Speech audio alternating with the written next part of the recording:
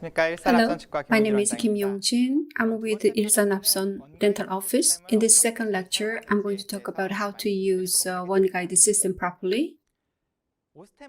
To use properly the OneGuide system of the Osstem digital guided surgery system, you need to understand how to use the OneGuide system and the characteristics of OneGuide template. Let's look at the characteristics of the OneGuide Kit. The surgical template of a OneGuide system is that it doesn't have the metal sleeve. Other companies have the guided system with the metal sleeve. I don't really like the metal sleeve. The first reason is as follows. The fast-running drill can have direct contact with the metal sleeve. The debris can be created and it can enter through the drilling hole, and the impaction can occur with the placed implant and can interfere with the osseointegration. The second reason, if you look at this video, many doctors say metal sleeve itself is increasing the accuracy of the implant placement. That is not the case. The metal sleeve is a stock product, but the surgical template is printed by a 3D printer. After that, a dentist or lab technician or a digital center would do the positioning of the metal sleeve. In positioning it, if metal sleeve doesn't go in properly and if there's angulation error, the drilling would have errors and the placed implant would have errors. Bonding of metal sleeve may have positioning errors that can lead to the drilling and implant placement errors, so I don't trust it that much. Nobel guide and early digital guide systems had metal guide system. Therefore, many people believe that metal sleeve would increase the accuracy. Therefore, in order to find the evidence, I worked with Professor Tallarico in Rome and wrote this paper. And the paper is published in a renowned COIR journal. If I summarize what we have found, the patients are divided into two groups. In one group, conventional OneGuide template is used. In the other group, specially designed OneGuide template to position the metal sleeve is used. Only Osstem surgical kit and Osstem TS implants are used. So in one group, Osstem implants are placed using the OneGuide template with metal sleeve, and in group two, the OneGuide template without the sleeve on the market is used to place the TS implants. Pre-op planning data and the post-op CT data are superimposed to see the angular deviation and the three-dimensional implant positioning deviations using the 4 parameters. What do you think is the result of the analysis? As you can see, the group where implants are placed with a surgical template with a metal sleeve has many more vertical and angular errors. As I said before, the metal sleeve's positioning errors can cause implant vertical errors due to the unstable metal sleeve, which has the angular deviations. The angular deviations are made. Therefore, based on this research, I don't believe the metal sleeve increases the accuracy of implants placed with the guide system. OneGuide template without sleeve shows superior accuracy.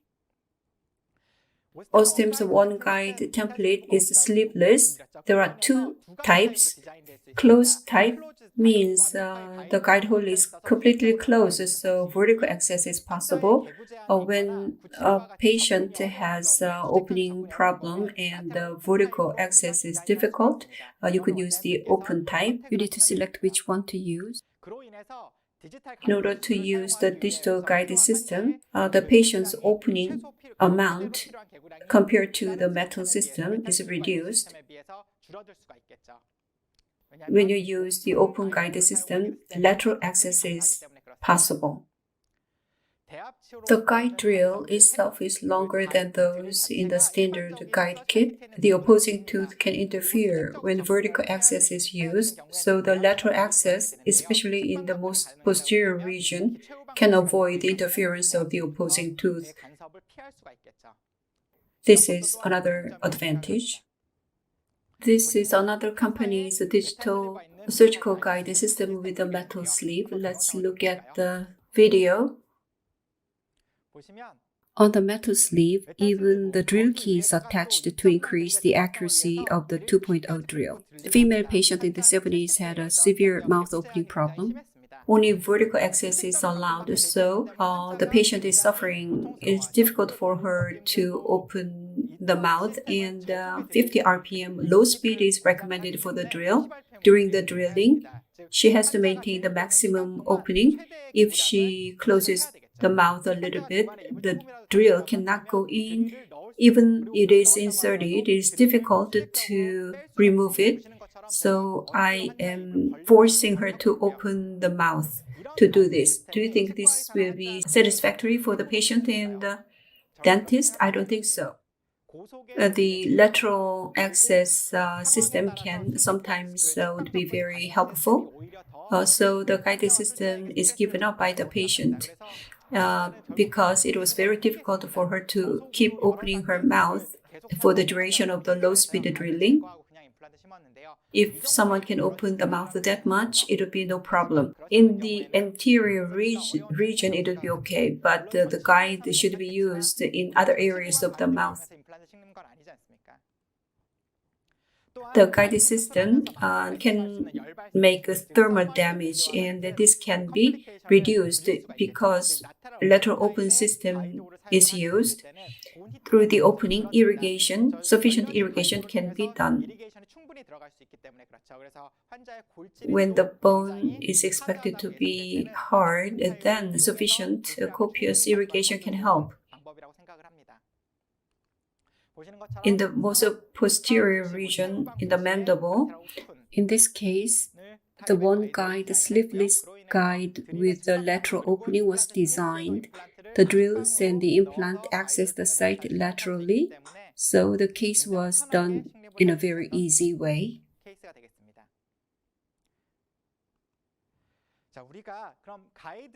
By changing the guide hole position, mesiodistal and buccal positions can be adjusted. People often ask how to adjust the vertical position of an implant using the surgical guide. So we need to understand the concept of the offset. Many dentists believe the thickness of a guide hole is the offset, but that is not true. Offset is from the top of the planned implant to the top of the guide hole made.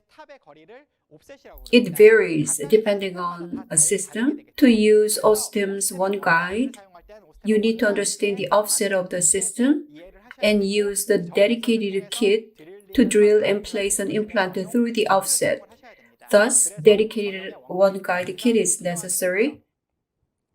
In other words, offset is from the top of the planned implant to the top of the guide hole that is to be made. OneGuide employs a single offset of 10.5 millimeters.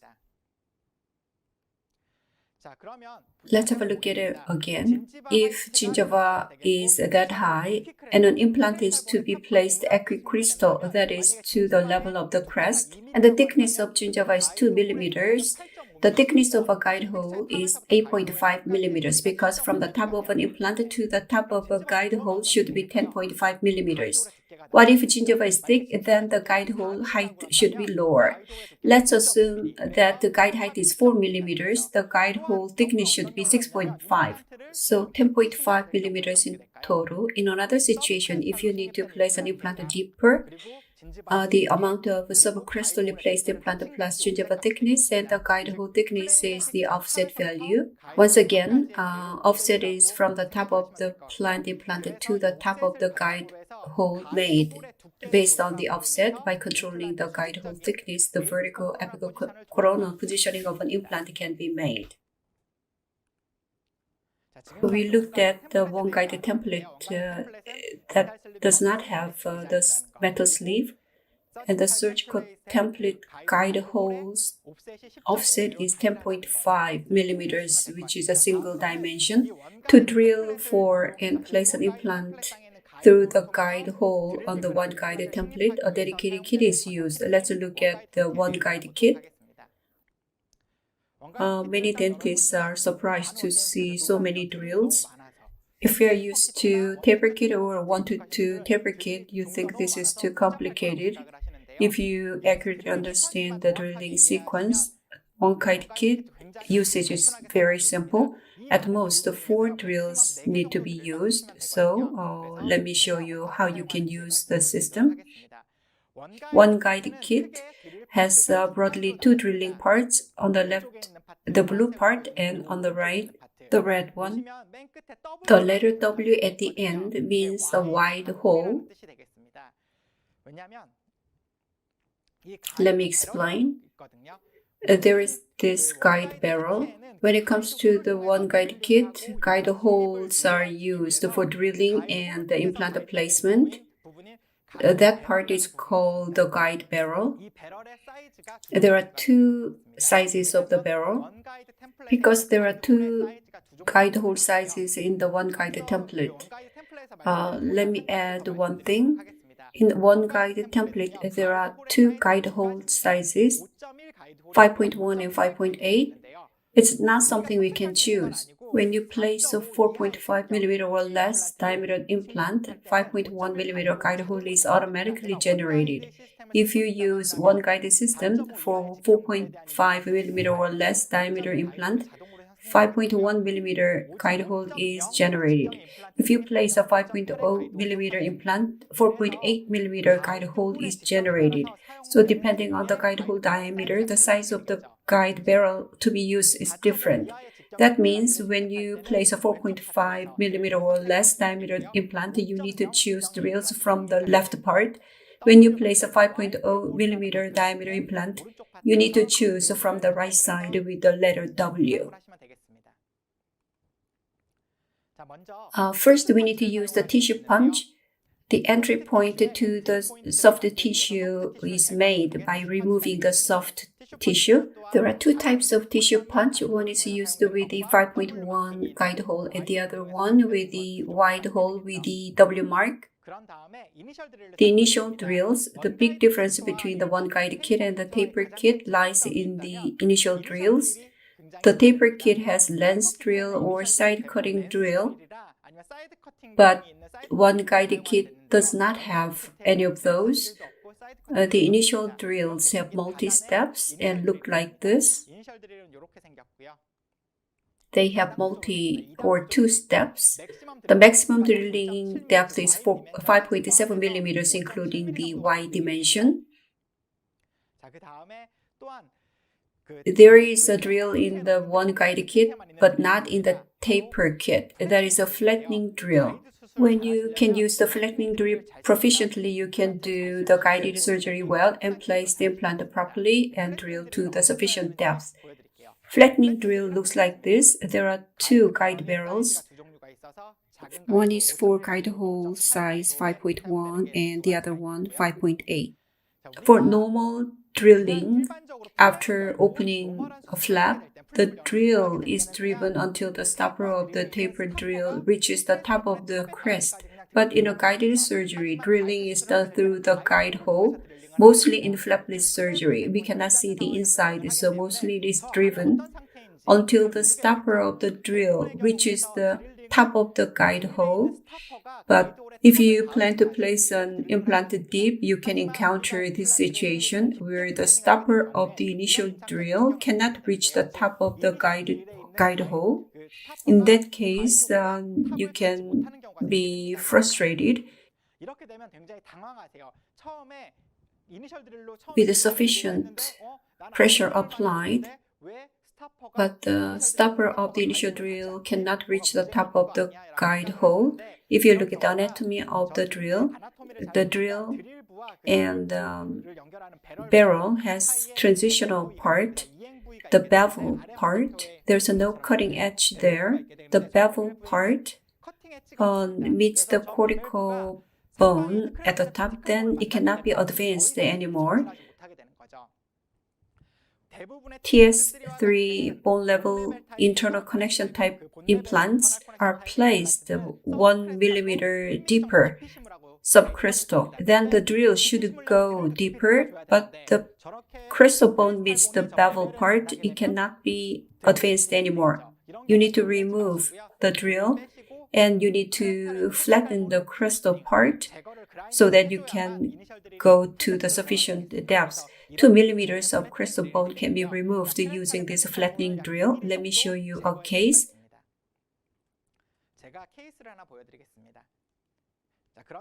Initial drill can go into the full depth, means the stopper of the initial drill can reach the top of the guide hole. If you look at here, maxilla location 23, guide is fixed, initial drilling is done. The stopper cannot reach the top of the hole. If you just apply more pressure, it cannot advance. It will break the guide or displace the guide. So you need to use the flattening drill. Don't be alarmed. Use the flattening drill to grind the cortical bone like this. The crest of cortical bone is expanded. If you use the initial drill again, it will go down to the full depth, meaning the stopper of the drill will go down and reach the top of the guide hole. When you place it in the upper anterior or when it is planned to go deep subcrestally when gingiva is thin to secure the biologic width, this can happen.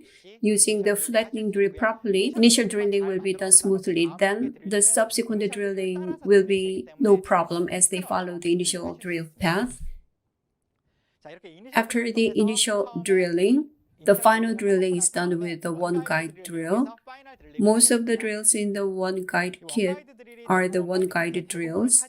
The choice of the drills will be according to the size of the implant, that is 4.5 millimeters or smaller, or 5.0. The guide barrel sizes are 5.0 and 5.7. The tolerance between the guide barrel and the guide hole is 0.1 millimeters, maximizing the accuracy. The characteristics of the OneGuide drill is it is tapered. TS3 implants have a tapered body. To increase stability and coordinate the interfering bone amount between the bone and the implant, tapered drill will be better than the straight type. The straight drill is not good for accurate site preparation for tapered body implants, so Osstem adopted tapered drills. Other companies have straight drills or drills of tapered apically and straight in the upper part. I believe you have already experienced excellent cutting efficiency of the tapered drills using the tapered kit. As their cutting efficiency is good, they generate much less heat even though the drilling is done through the guide hole.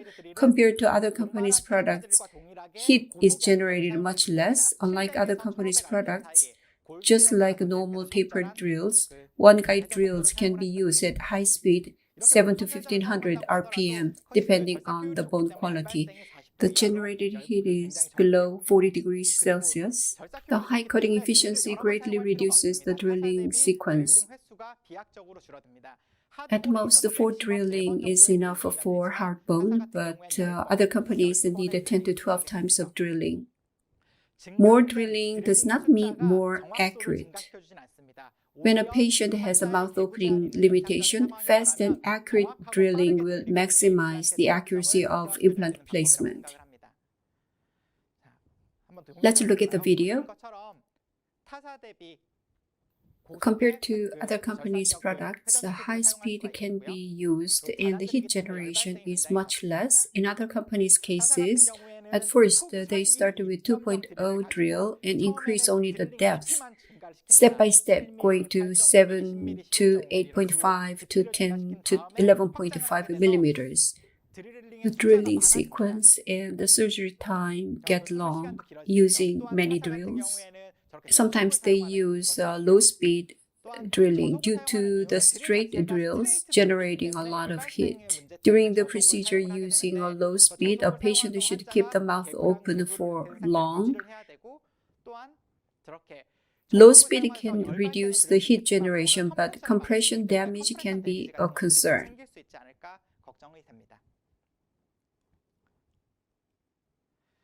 OneGuide drilling sequence is the same as 1 to 2 taper kit drilling sequence. And if you use 1 to 2 taper drill, you will be able to follow this pretty quickly. Let me explain in more details. If you use OneGuide drill kit in placing a 3.5 millimeter implant, in soft bone, you need to one step under drill, and in hard bone, one step over drill, which is the same as the 1 to 2 taper drilling sequence.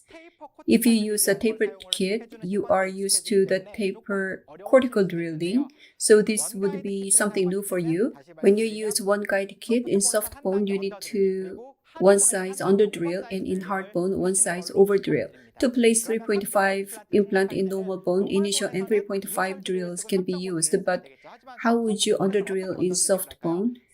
Because 3.5 millimeter diameter drill is the smallest one, for such case, 2.2 millimeter drill is included. In soft bone, after initial drill, 2.2 straight drill is used before placing 3.5 implant immediately.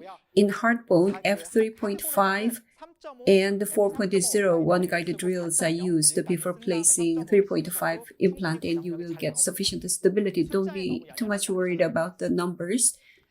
To place the 3.5 implant in soft bone, 2.2 straight drill is included.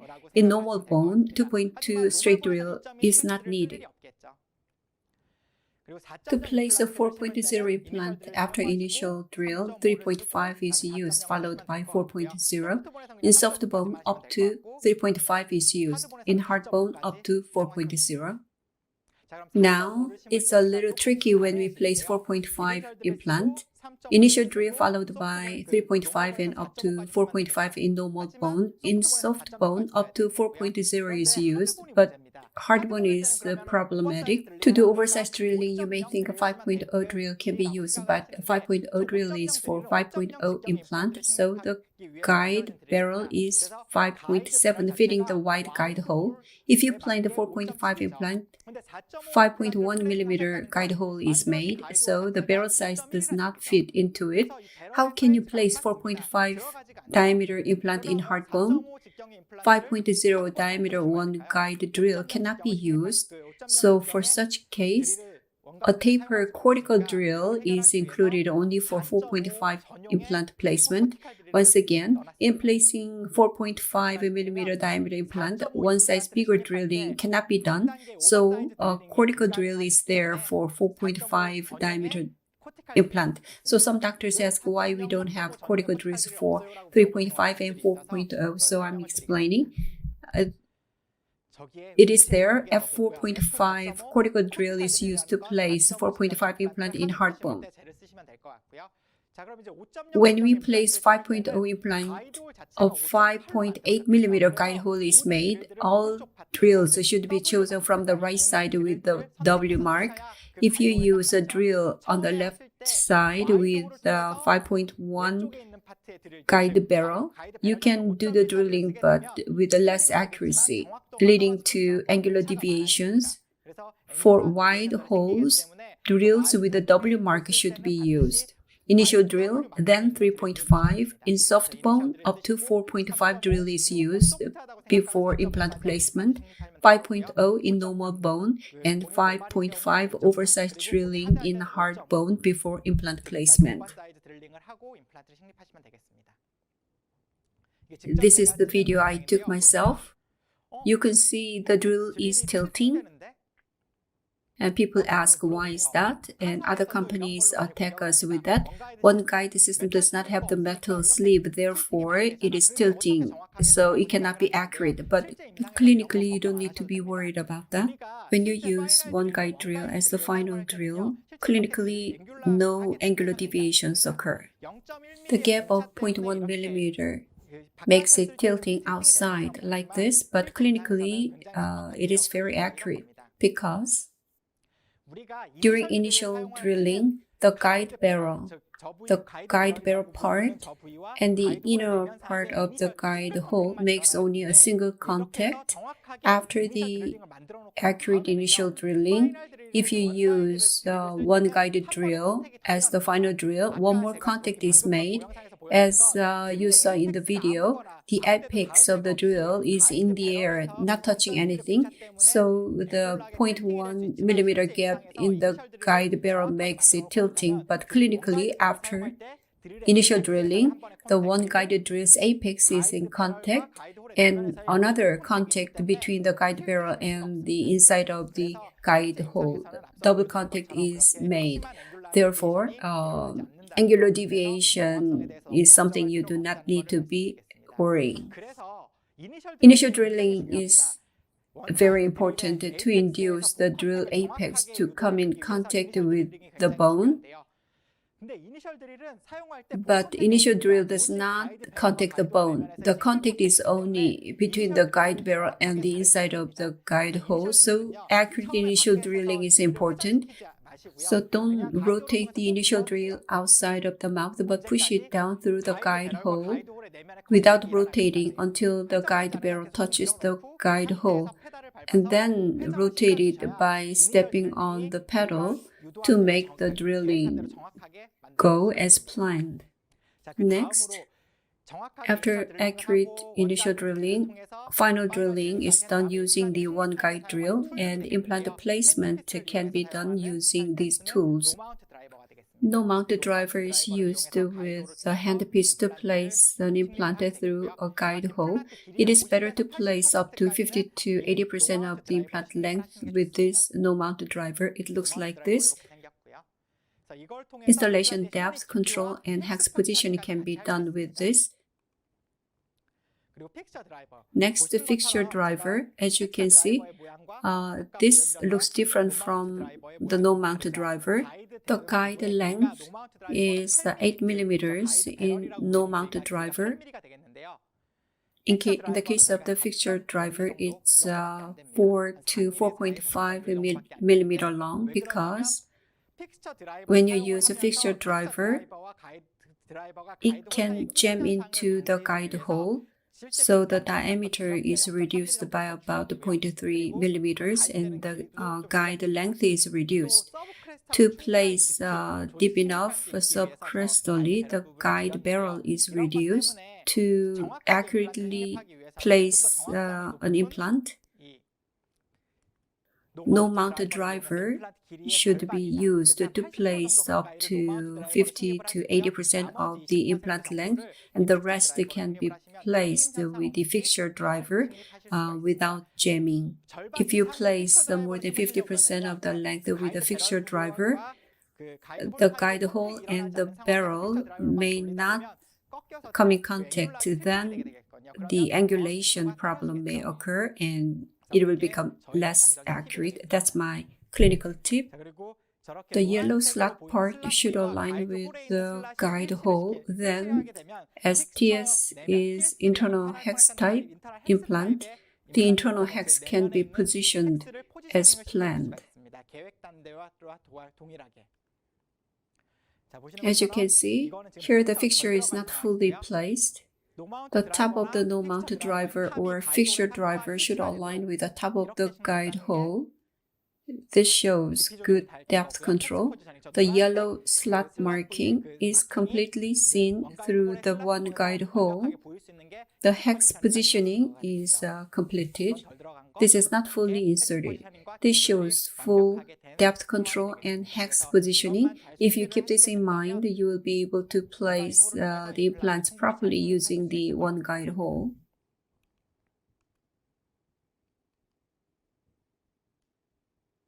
Using the fixture driver, the remaining 20% of the placement can be done by checking insertion torque.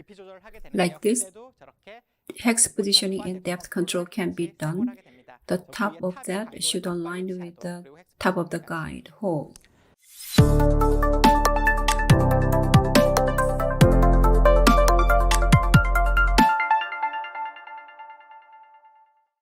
Up to now, OneGuide Kit and templates, how to use and characteristics have been discussed. I will address two questions that I've received a lot during the hands-on. Is hex positioning absolutely necessary? Depth control is necessary, but do we really need to do the hex positioning? After placing the implant, prefabricated abutment and temporaries can be used for immediate loading, then this is necessary. But if you are using an abutment without hex positioning is not important. The prefabricated abutment, if it is a hex type, hex positioning is necessary. Otherwise, this is not absolutely necessary. If you are not going to do the immediate loading and if it will be loaded after the osseointegration, this is not that meaningful, but apical coronal depth control should be done. The second one is, do we have to use a tissue punch? Can we drill directly? I don't use the tissue punch very frequently. I use it when gingiva is thick, 3 millimeters or thicker. The soft tissue may go into the flutes of a drill, lowering the cutting efficiency, generating a lot of heat. Then the tissue punch can be used, but when gingiva is thin, I drill directly. According to many papers, even if soft tissue debris go into the bone drilling site, it does not interfere with the osseointegration. So you can drill directly when gingiva is thin, but use the tissue punch when keratinized tissue and the soft tissue is thick, like in the upper posterior after healing. I have talked about OneGuide Kit. Next time, I'll talk about OneMS Kit, which is very helpful for placing implants in lower anterior or on a narrow ridge. And I'm going to also talk about the clinical cases. Thank you.